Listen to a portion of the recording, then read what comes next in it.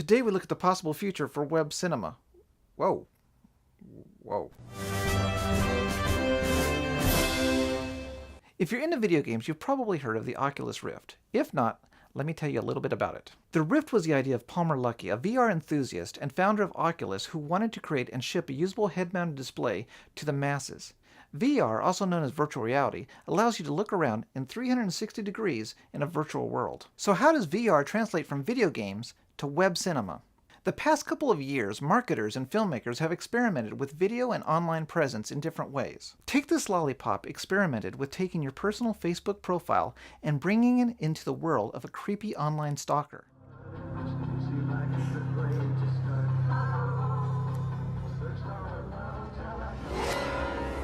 Music videos have experimented with interfaces that allow the watcher to interact with the video playing. For example, Bob Dylan's Like a Rolling Stone was featured in a simulated TV with lip-synced cable shows that allowed the viewer to switch between stations. Pharrell Williams' popular Happy song featured an interactive video that you could literally play 24 hours around the clock.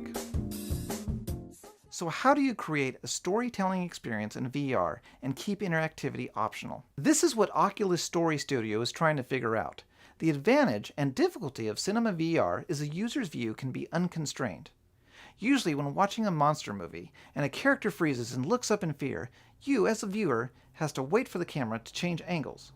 In VR, as soon as a character looks up in fear, you can too. The problem, of course, becomes that movies are meant to be non-interactive experiences. Once you require interactivity, the ability to relax and unwind turns a movie into a full-motion video game. Even without interactivity, there is another issue. Movies tell stories with well-established methods. Filmmakers use editing and camera placement and movements to tell stories. In VR, the user is the camera. When the camera moves, the involuntary action becomes jarring to the viewer.